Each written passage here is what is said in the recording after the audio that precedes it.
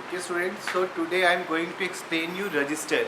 Okay, it is one of the very important component of computer system. What is register actually? Register is a group of flip-flop. Register is a memory element which store n number of digital information. In our previous lecture, I will explain you that digital information means the information is in form of 1 0 1 1.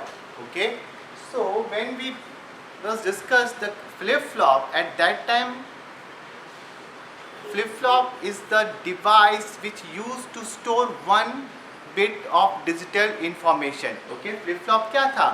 flip-flop एक ऐसा digital circuit था जो एक bit को store करता था. ठीक है, तो हम लोगों ने देखा था फ्लिप-फ्लॉप के बारे में.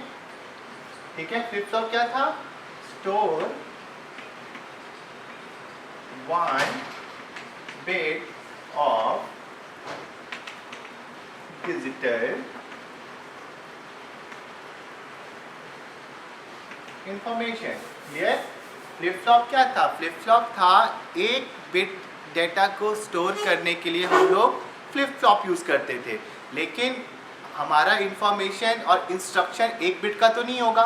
जब वो एक बिट से ज़्यादा बिट को जब हमें स्टोर करना हो तो उसके लिए हम लोग क्या करेंगे? तो उसके लिए हम लोग क्या करते हैं कि फ्लिप-फ्लॉप को सीरियल मैनर में या फिर पैरेलल मैनर में एक साथ बहुत सारे फ्लिप-फ्लॉप को स्टोर करते हैं. अगर मान लीजिए कि हमें 4 बिट स्टोर करना है, या हमें 5 बिट या 7 बिट या 8 बिट या 9 बिट, जितने बिट का इंफॉर्मेशन हमें स्टोर करना है उतने सारे फ्लिप-फ्लॉप को हम लोग एक साथ जोड़ते हैं और उसको इस तरीके से जोड़ते हैं कि सारे के सारे इंफॉर्मेशन उस फ्लिप-फ्लॉप में स्टोर हो जाए. तो अगर जब हम लोग वो सिर्फ एक फ्लिप-फ्लॉप यूज करेंगे या फिर वो एक सर्किट यूज करेंगे तो उसको हम लोग बोलते हैं फ्लिप-फ्लॉप.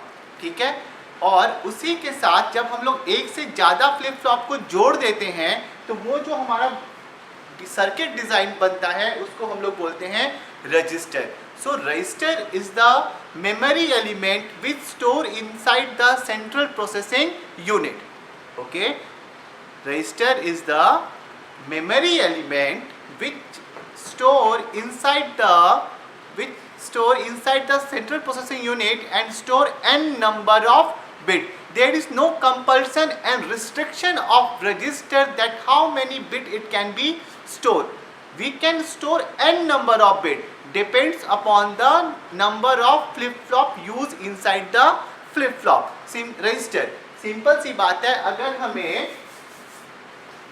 7 बिट मतलब 7 बिट को स्टोर करना हो तो उसके लिए हम 7 फ्लिप-फ्लॉप लेंगे. और कौन सा फ्लिप-फ्लॉप लेंगे? हमारे पास कौन कौन सा फ्लिप-फ्लॉप था? हमारे पास SR फ्लिप-फ्लॉप था, हमारे पास JK फ्लिप-फ्लॉप था, हमारे पास टॉगल था और हमारे पास डिले था, D फ्लिप-फ्लॉप. नाउ अब जब डेटा को स्टोर करना होगा तो हम लोग डेटा के साथ हम लोग टॉगल तो करेंगे नहीं. ठीक है, हमें उसका कंडीशन चेंज तो करना नहीं है. हमें एज इट इज डेटा चाहिए. मतलब जो डेटा हम लोग स्टोर कर रहे हैं हमें बाद में जब हम लोग उस इंस्ट्रक्शन को वो डेटा कहीं और यूज करें तो वो डेटा हमें एज इट इज मिल जाए. तो उसके लिए तो हमारे पास एक ही फ्लिप-फ्लॉप था जो अपने स्टेबल स्टेट को चेंज नहीं करता था. तो वो कौन सा था? D flip-flop, that is data flip-flop. Okay, so always remember, whenever we design register we always use D flip-flop. हमेशा याद रखिएगा इस बात को कि आगे हम लोग जब भी flip-flop बनाएंगे तो कौन सा रजिस्टर बनाएंगे तो कौन सा flip-flop यूज करेंगे? D flip-flop यूज करेंगे. ठीक है, D flip-flop is used to design memory element that is called register. So according to this concept, what is the definition of register? The definition of register is used to store n number of bits. Clear to all of you? What is flip-flop? flip-flop is used to store one bit of digital information. At the same time, register is used to store n number of bit. मतलब अगर एक bit को store करना हो तो flip flop use करेंगे, साथ n number of bit को स्टोर करना हो तो रजिस्टर यूज करेंगे। अब ऑब्वियस सी बात है कि जब एक ऐसा एलिमेंट है जो हमारे को एक बिट को स्टोर करता है, तो जब हमें 7 बिट स्टोर करना हो तो हमारे 7 बड़ा हो जाएगा सर। मान लीजिए 4 बिट को स्टोर करना हो तो हम लोग क्या यूज करेंगे, 4 फ्लिप फ्लॉप यूज करेंगे।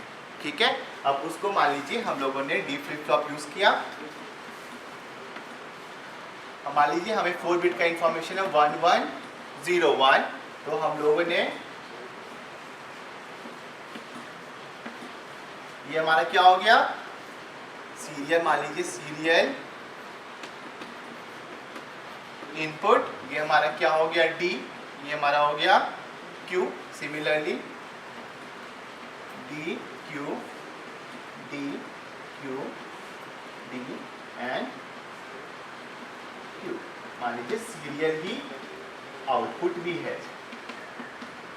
ठीक है, हमेशा याद रखें कि इस सब को जोड़ने के लिए हम लोग क्या यूज करते हैं, क्लॉक यूज करते हैं।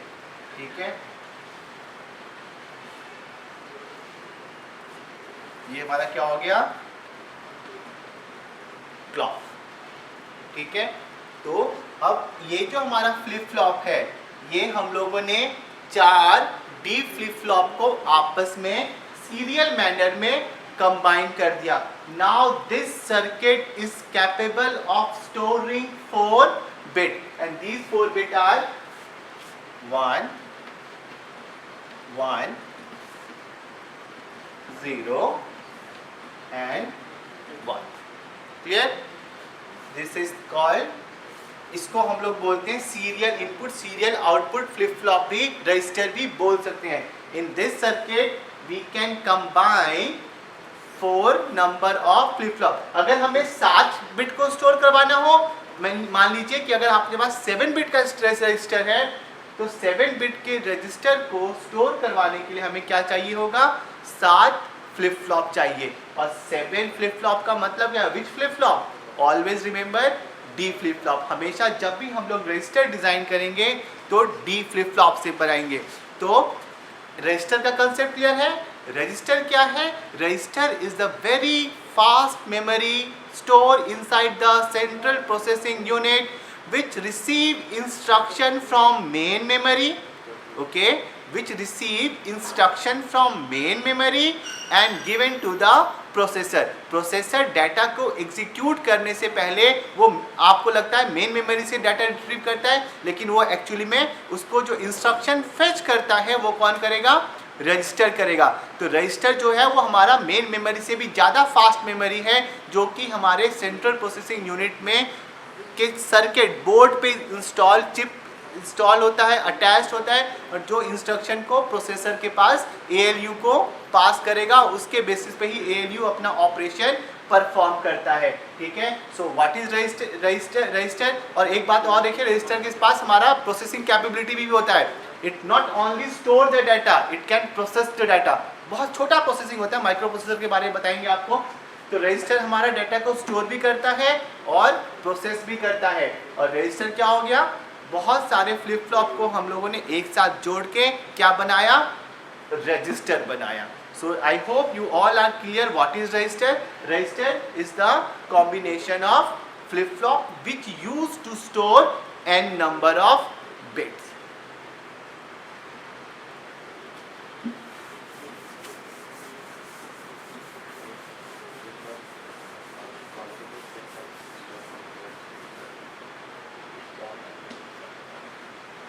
Look, flip flop is used to store 1 bit, register is used to store n number of bit. Now further in our syllabus there is a topic called shift register। ठीक है, मान लीजिए मैंने कहा था कि हम लोगों ने रजिस्टर बनाया है, जब इंस्ट्रक्शन इधर इस डायरेक्शन में मूव करेगा तो ऑब्वियसली वाले वैल्यू शिफ्ट कर रहा है। मतलब पहला बिट यहाँ पे था, तो अगर यहाँ से इस डायरेक्शन में डाटा फ्लो कर रहा है 1101 अगर डाटा है, तो वो तो धीरे धीरे पहले इस फ्लिप फ्लॉप में जाएगा, उसके बाद इस फ्लिप फ्लॉप में जाएगा। तो जब वैल्यू हमारा शिफ्ट करता है, जब वैल्यू शिफ्ट करेगा तो जिस रजिस्टर के अंदर वैल्यू शिफ्ट करे, एक रजिस्टर होता है जिसमें हमारा एक्यूमुलेटर, जिसमें वैल्यू परमानेंटली शिफ्ट नहीं करता, लेकिन वहाँ पे इंस्ट्रक्शन प्रोसेस भी नहीं होता। तो जब वैल्यू एक रजिस्टर के अंदर शिफ्ट करे, मूव करे, उस टाइप के रजिस्टर को हम लोग क्या बोलते हैं? Shift register. So a register which used to store information as well as shift the value from right to left direction, left to right direction और in bi-directional, मतलब right से left भी करेगा और left से right भी करेगा। जब दोनों ही डायरेक्शनल में वो वैल्यू को शिफ्ट करता है तो उसको हम लोग बोलते हैं bi-directional shift register। So after register, look what is shift register। ठीक है, बहुत इंपॉर्टेंट टॉपिक है, एग्जामिनेशन पॉइंट ऑफ व्यू से भी बहुत इंपॉर्टेंट है। Shift register, clear?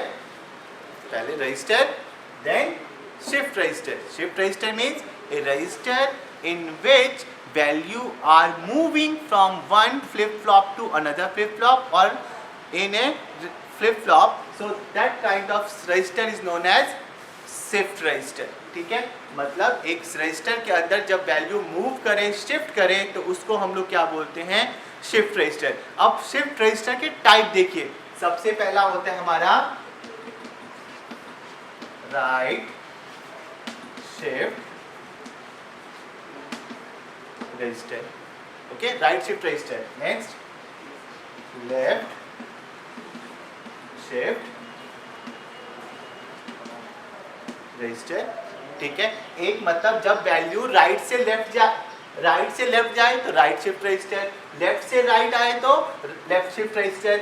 अगर एक ऐसा रजिस्टर जिसमें वैल्यू राइट से लेफ्ट भी जाए और लेफ्ट से राइट भी जाए, उसको हम लोग बोलते हैं bidirectional shift register. Okay, bidirectional shift register. ठीक है, एक होता है right shift register, means value are shifted from right to left. एक होता है लेफ्ट शिफ्ट रजिस्टर, जहां पे value left to right move करता है। और एक ऐसा रजिस्टर होता है जिसमें वैल्यू राइट से लेफ्ट भी जा सके और लेफ्ट से राइट भी आ सके, इसको हम लोग बोलते हैं bidirectional shift register. Now अब हम लोग बोलते हैं कि इसमें मोड्स ऑफ ऑपरेशन, इन सब रजिस्टर में जो ऑपरेशन मूव करेगा, मोड्स होते हैं, वो 4 मोड्स होते हैं। ठीक है, 4 possible modes of operation are serial input, serial output. सबसे पहला मोड कौन सा होता है? Serial input, serial output. दूसरा होता है सीरियल इनपुट पैरेलल आउटपुट। तीसरा कौन सा होता है? Parallel input serial output. और अगला कौन सा होता है? पैरेलल इनपुट और पैरेलल आउटपुट। ये 4 मोड्स आपके सिलेबस में मेंशन किया हुआ है। Discuss the modes of shift register. So these are the modes of shift register. First one is serial input, serial output. Next mode is serial input parallel output, मतलब register के अंदर data जाएगा serially और निकलेगा भी serially. दूसरा कौन सा है? सीरियल इनपुट पैरेलल आउटपुट, मतलब डेटा उसके अंदर सीरियली जाएगा लेकिन पैरेलली बाहर आएगा। अगला मोड कौन सा है? Parallel input and serial output, मतलब डेटा उसके अंदर पैरेलली इंसर्ट होगा लेकिन जो रिट्रीव बाहर निकलेगा वो सीरियल मैनर में निकलेगा। और अगला कौन सा है? Parallel input and parallel output, मतलब डाटा उसके अंदर पैरेलली ही जाएगा और पैरेलली ही रिट्रीव होगा। Now we can explain all these 4 modes of shift register. कितना टाइम बचा हुआ है? Okay, so in next lecture I will explain you these 4 modes of shift register. Okay, till now you should learn about these type topics register, and in next class, in next lecture I will explain you these 4 possible modes. Okay, thank you.